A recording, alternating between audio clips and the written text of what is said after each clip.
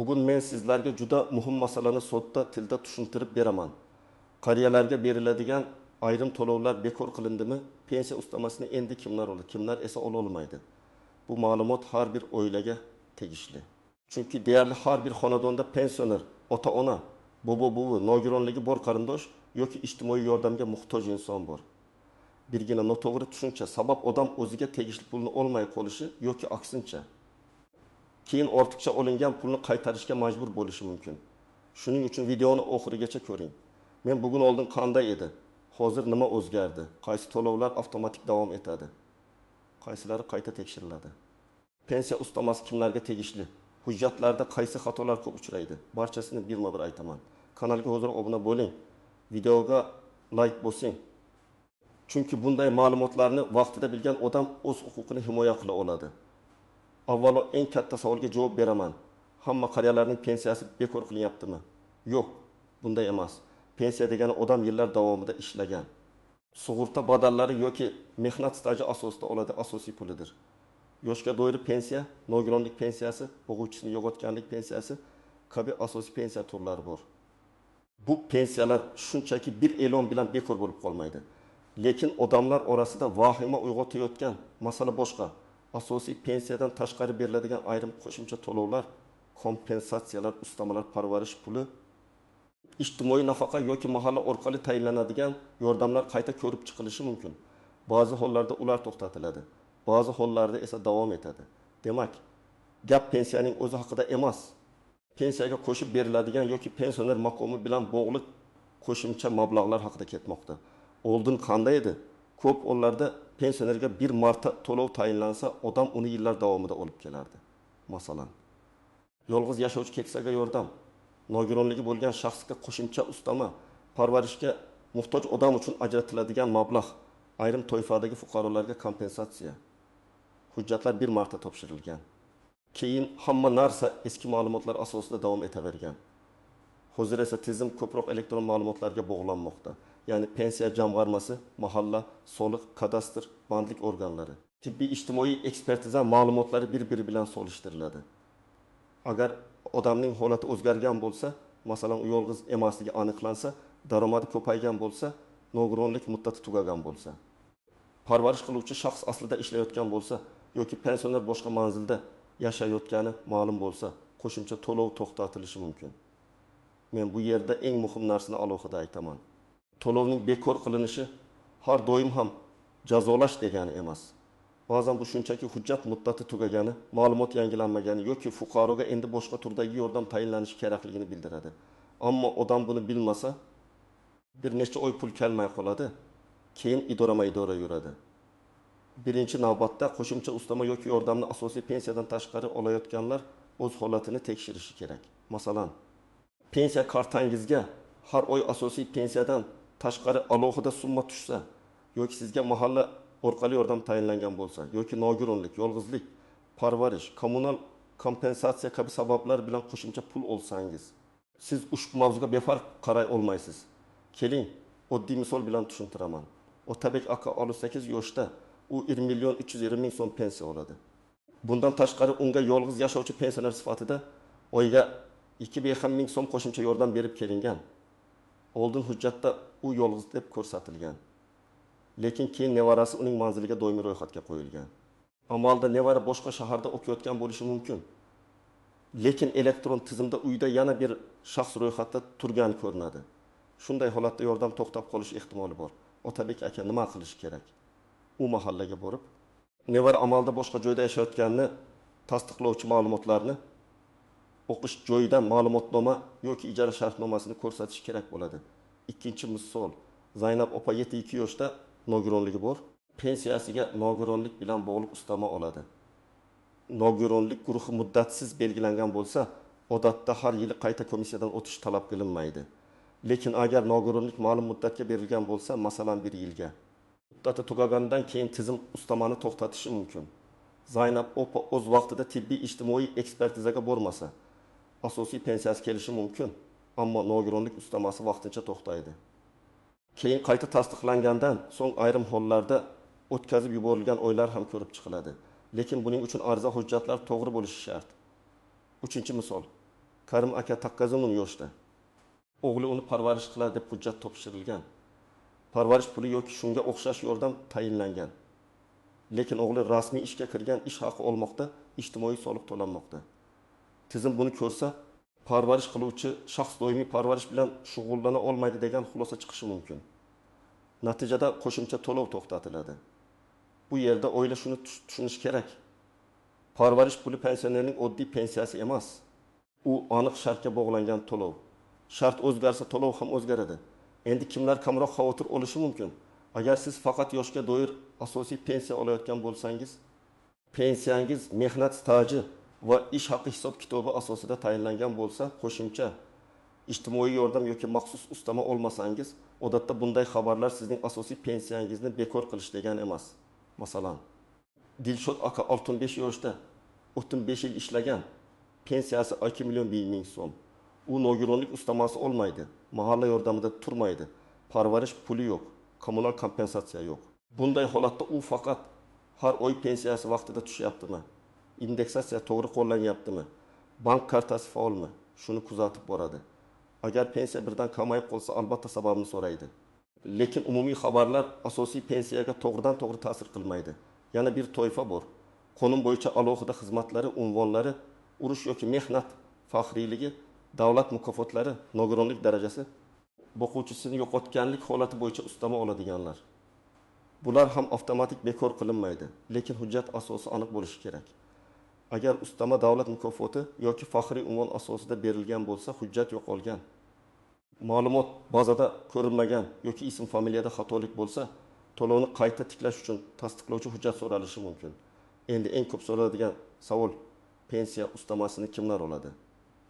Men buni umumiy toifalar bo'yicha tushuntiraman. Chunki aniq miqdor va tartib har bir holatda alohida hisoblanadi. Birinchi toifa nogironligi bo'lgan pensionerlar. Agar fuqaroning nogironligi belgilangan bo'lsa va bu holat pensiya hisobiga ta'sir qilsa, unga qo'shimcha ustama yoki yuqori pensiya miqdori qo'llanishi mumkin. Bu yerda eng muhim hujjat tibbiy ijtimoiy ekspertiza xulosasi.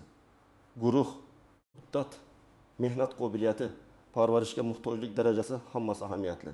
Ikkinchi toifa parvarishga muhtoj keksalar, ayrim keksalar yoshi, sog'lig'i yoki nogironligi sabab mustaqil yashay olmaydi. Bunday holatda parvarish bilan bog'liq qo'shimcha to'lovlar bo'lishi mumkin. Lekin parvarish qiluvchi shaxsning holati tekshiriladi. U ishlayaptimi? Boshqa nafaqa olyaptimi? Ro'yxatda qayerda turadi? Haqiqatan ham shu odamga qarayaptimi? Qog'ozda parvarish qilaman deb yozib, amalda chet elda ishlayotgan odam nomidan to'lov olish katta muammo keltirib chiqaradi. Uchinchi toifa yolg'iz yashovchi va yordamga muhtoj pensionerlar. Bu yerda faqat pasportdagi yosh emas, yashash sharoiti ham muhim. Odamning farzandlari bor yo'qligi, ular bilan birga yashaydimi, doimiy daromadi bormi, uy-joy holati qanday, mahalla dalolatnomasi nima deydi? Barchasi ko'rib chiqilishi mumkin. Ba'zan pensioner yolg'iz yashaydi, lekin farzandi moddiy yordam beradi. Ba'zan esa farzandlari bor, lekin ular uzoqda yordam bermaydi. Shuning uchun har bir holat hujjatlar bilan isbotlanadi. To'rtinchi toifa alohida xizmatlari ustama oladiganlar. Masalan, faxriy unvonlar, davlat mukofotlari, ayrim kasbiy xizmatlar, harbiy xizmat bilan bog'liq imtiyozlar bo'lishi mumkin. Bunday ustamalar oddiy ijtimoiy yordamdan farq qiladi. Ularning asosi xizmat yoki maqomdir. Ammo hujjatdagi har bir detal muhim. Ism familiya, tug'ilgan sana, mukofot qarori, guvohnoma raqami, arxiv ma'lumoti. 5-toifa o'quvchisini yo'qotgan oilalar va qaramog'ida mehnatga layoqatsiz shaxslar bo'lganlar. Bunday holatda pensiya yoki nafaqa miqdoriga oila tarkibi ta'sir qilishi mumkin. Masalan, vafot etgan o'quvchining voyaga yetmagan farzandi, o'qiyotgan farzandi nogironligi bor oila a'zosi bo'lsa, to'lov boshqacha hisoblanadi. Lekin farzand o'rindagi yoshga to'lsa, o'qishdan chiqsa, turmushga chiqsa yoki ishga kirsa, to'lov shartlari o'zgarishi mumkin. Endi raqamli misollarni ko'proq ko'rib chiqamiz. Birinchi holat. Mohira opa 7 yoshda. Uning asosiy pensiyasi 1 million 500 ming so'm. U nogironligi bo'yicha 300 ming so'm atrofida qo'shimcha ustama oladi deb tasavvur qilaylik. Har oy kartasiga jami 1 million 800 ming so'm tushadi. Agar nogironlik muddati tugab, qayta tasdiqlanmasa, keyingi oy faqat 1 million 500 ming so'm tushishi mumkin. Mohira opa buni pensiyamni kamaytirishdi deb tushunadi. Aslida asosiy pensiya qolgan, Faqat ustama hujjat muddati sabab to'xtagan.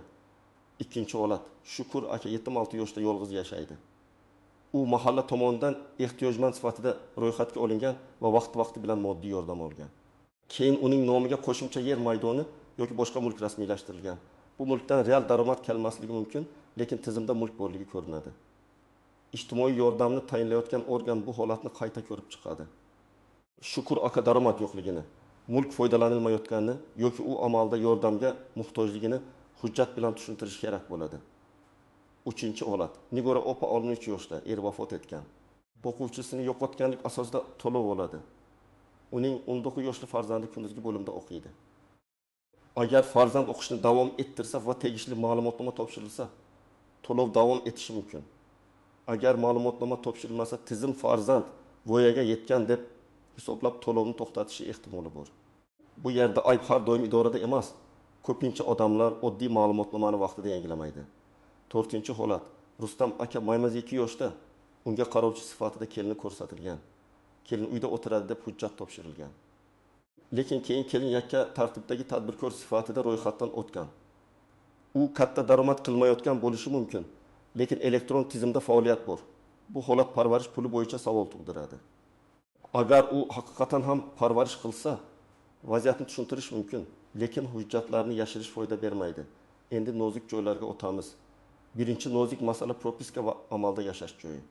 Ko'p oilalarda bitta manzilda bir necha kishi ro'yxatda turadi, lekin amalda boshqa joyda yashaydi. Ijtimoiy yordam va yolg'izlik maqomi ko'rilayotganda ro'yxatdagi odamlar hisobga olinishi mumkin. Agar sizning holatingiz boshqacha bo'lsa, buni mahalla dalolatnomasi, ijara shartnomasi, o'qish yoki ish joyidan ma'lumotnoma bilan isbotlash kerak. Ikkinchi nozik masala farzandlar borligi. Ba'zi odamlar o'ylaydi, farzandim bor ekan. Men hech qanday yordam ola olmayman. Bu har doim ham to'g'ri emas. Agar farzand yordam bermasa, uzoqda yashasa, o'zi ham ta'minlangan bo'lsa yoki pensionerning sog'lig'i og'ir bo'lsa, holat alohida ko'rib chiqilishi mumkin. Lekin buni O'g'iz aka aytib yetmaydi. Mahalla raisi, hokim yordamchisi, ijtimoiy xodim, tibbiyot ma'lumotlari, daromadlar haqidagi ma'lumotlar birga ahamiyat kasb etadi. 3-nozik masala bank kartasi va pul tushumi. Ba'zi pensionerlarning kartasiga farzandlari pul o'tkazadi. Keyin tizim yoki tekshiruv vaqtida bu tushum daromad sifatida bog'lanishi mumkin. Agar bu doimiy daromad emas, farzandning yordam puli bo'lsa, uni tushuntirishga tayyor bo'ling. Ayniqsa ijtimoiy nafaqa va ehtiyojmandlik mezonlarida muntazam tushumlar savol tug'diradi. 4-nozik masala ortiqcha to'lov.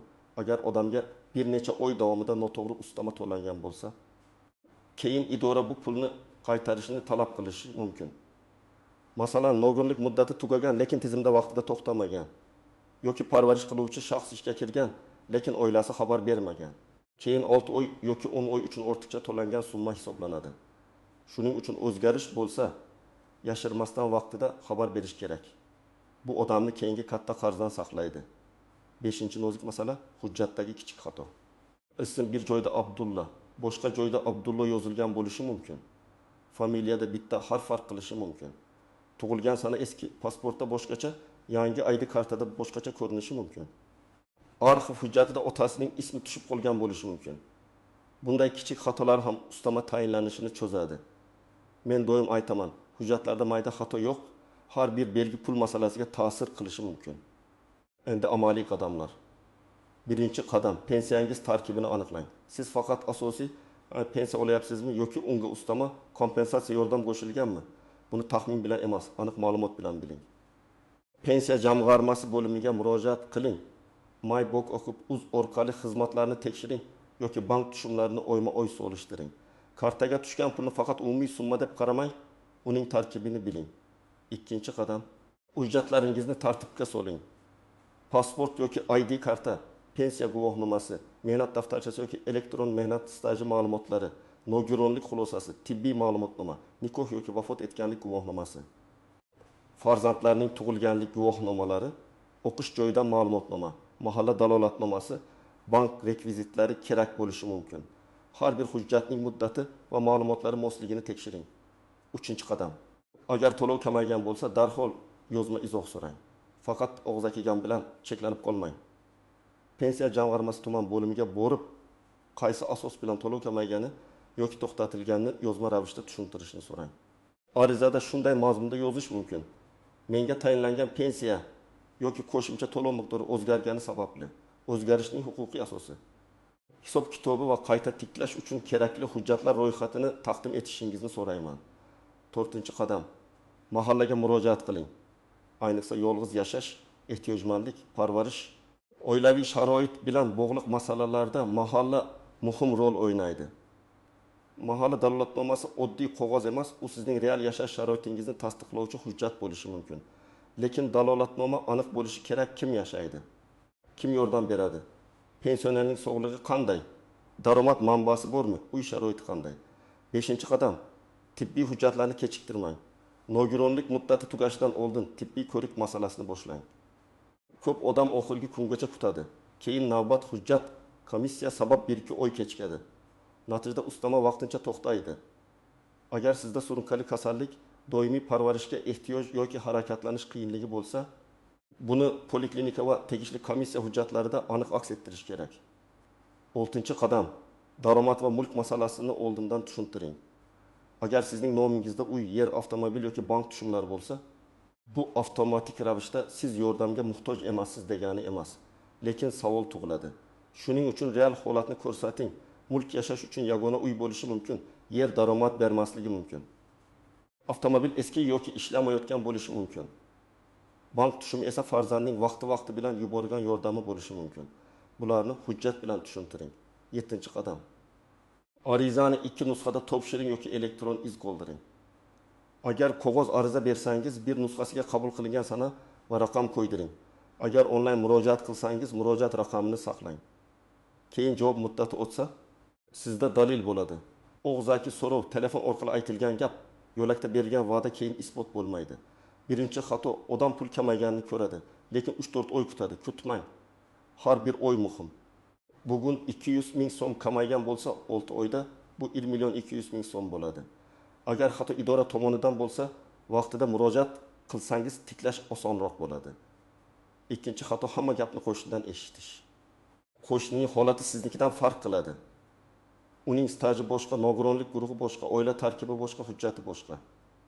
Pensiya masalasida bir kishiga to'g'ri kelgan javob ikkinchi kishiga to'g'ri kelmasligi mumkin. 3-xato, daromadni yashirish. Kimdir o'ylaydi, aytmasam bilishmaydi. Hozir ko'p ma'lumotlar elektron bazalarda ko'rinadi. Ish haqi, tadbirkorlik, mulk ro'yxatdan o'tgan shaxslar, ayrim bank va soliq ma'lumotlari tekshirilishi mumkin. Yashirilgan ma'lumot keyin ortiqcha to'lovni qaytarish talabi, jarima yoki to'lovni to'xtatishga olib keladi. 4-xato, hujjatni birovga topshirib nazorat qilmaslik. Farzand yoki qarindosh yordam berishi yaxshi, lekin pensionerning o'zi yoki ishonchli vakili jarayonni bilishi kerak. Qaysi hujjat topshirildi, qachon topshirildi, javob qachon keladi, qaysi raqam bilan ro'yxatga olindi, bularni yozib boring. 5-xato, faqat bankka borish. Bank pulni beradi, lekin pensiyani hisoblamaydi. Agar karta ishlamasa yoki pul yetishda muammo bo'lsa, bankka boring. Lekin pul miqdori kamaygan bo'lsa, sabab pensiya jamg'armasi yoki to'lovni tayinlagan organda bo'ladi. Shuning uchun manzilni to'g'ri tanlang. Bugungi mavzuda asosiy fikr shuki, qariyalarning asosiy pensiyasi ommaviy ravishda bekor qilinayotgani yo'q, lekin pensiyaga qo'shib beriladigan ayrim ustamalar, yordamlar va kompensatsiyalar shartlarga bog'liq. Shart o'zgarsa, hujjat muddati tugasa, elektron tizimda nomuvofiqlik chiqsa yoki odamning oilaviy va moddiy holati boshqacha ko'rinsa, to'lov to'xtatilishi yoki qayta ko'rib chiqilishi mumkin. Pensiya ustamasini olish uchun eng muhim narsa maqomingiz aniq bo'lsin, hujjatingiz to'g'ri bo'lsin, o'zgarishlar vaqtida xabar qilinsin, har bir murojaat yozma iz bilan qilinsin. Nogironlik bo'lsa xulosa, yolg'izlik bo'lsa mahalla dalolatnomasi, parvarish bo'lsa parvarish qiluvchi shaxsning holati, xizmat yoki unvon bo'lsa tasdiqlovchi hujjat tayyor turishi kerak. Sizdan iltimos. Agar pensiyangiz yoki yaqinlaringizning to'lovi kamaygan bo'lsa, izohlarda qaysi viloyat, qaysi to'lov turi va qanday muammo bo'lganini yozing. Men keyingi videolarda eng ko'p uchrayotgan holatlarni alohida tushuntirib beraman. Videoga like bosing, kanalga obuna bo'ling va bu ma'lumotni pensioner ota-onasi yoki bobo-buvisi bor yaqinlaringizga yuboring. Bitta vaqtida ko'rgan video kimningdir o'ziga tegishli pulini saqlab qolishi mumkin.